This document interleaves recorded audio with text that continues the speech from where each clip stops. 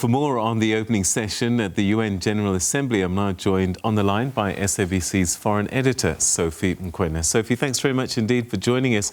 So our president spoke, and I suppose his message really was about Africa and COVID-19 and what happens next.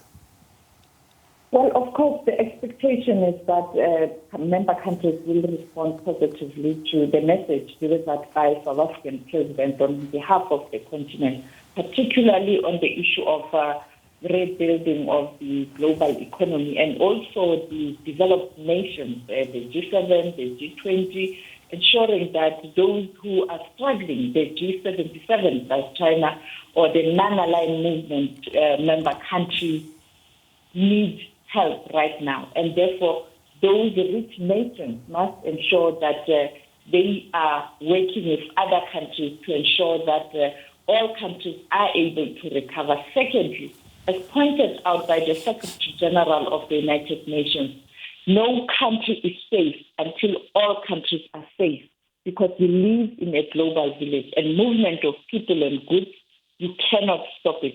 As the continent is currently opening its space and skies, clearly you will have people traveling from other parts of the world. You talk about Europe, you talk about Asia, and therefore you will see those people coming into our country, and perhaps some of them will be having the virus, or perhaps by the time they leave our country, they will have a virus, and they will infect their own people back home. And therefore, it's quite important that the world works together. And many leaders who spoke today spoke about a need to work together. Turkey, Chile, Cuba, and many other countries, they did emphasize a need to work together. But only the United States of America was on a war path and targeting China in particular, while on the other hand, China was reconciliatory and playing a role of being a country that is pulling together countries to ensure that they're working together. And they also made announcements in terms of dollars, what needs to be done. It wasn't a question of delivering a speech, but also saying, this is what we are putting forward. So America taking a different path to the general feeling of the Assembly, perhaps not surprising. But Russia, I suppose Africa will be a little bit disappointed, because there was a hope that some kind of reform might happen going towards permanent veto powers and representation on the UN Security Council for Africa. But Russia's not having any of that.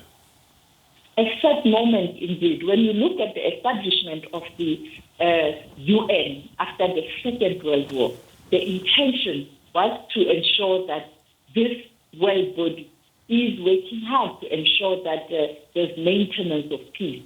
When you look at conflicts around the world, most of those conflicts are located within the continent. And during the launch of the United Nations after the Second World War, an African country called South Africa played a prominent role, because South Africa participated in the First World War, and therefore the formation of the League of Nations, and the League of Nations failed to maintain a world peace. We saw the Second World War. Still, South Africa participated in the Second World War. I'm not talking about the old regime only, but also Africans. We know many perished in the English Channel on their way there to participate, and many other conflicts on the continent. Even to date, Africa is playing a prominent role in assisting on the maintenance of peace, and therefore excluding such a big continent with a population of more than 1 billion. It is not only madness, but it is unfair and unjust. And therefore, for me, this is the most disappointing statement that has been presented by the president of Russia, Vladimir Putin. I am sure BRICS nations, particularly China and South Africa, are very disappointed. Secondly, the G77 member countries will be very disappointed the G20 will be very disappointed. The African continent, that Russia always talk about the relations between the two, because there's now scrambling for Africa. You have all these bilaterals between Africa and individual countries. It is a disappointment indeed. Recently, African leaders were invited to Russia to participate in a forum, Russia and African countries. And here is Vladimir Putin at an international stage, at the World Gathering, saying that the Security Council is a privilege or is preserved for the permanent five because they are bigger than anybody else. But forgetting that this is a global institution, this is a world body, and therefore all regions must be properly represented. And you cannot leave Africa as part of the Security Council. And therefore, Africa is deserving to get these two permanencies. It's a question of Africa agreeing who will sit in those two positions.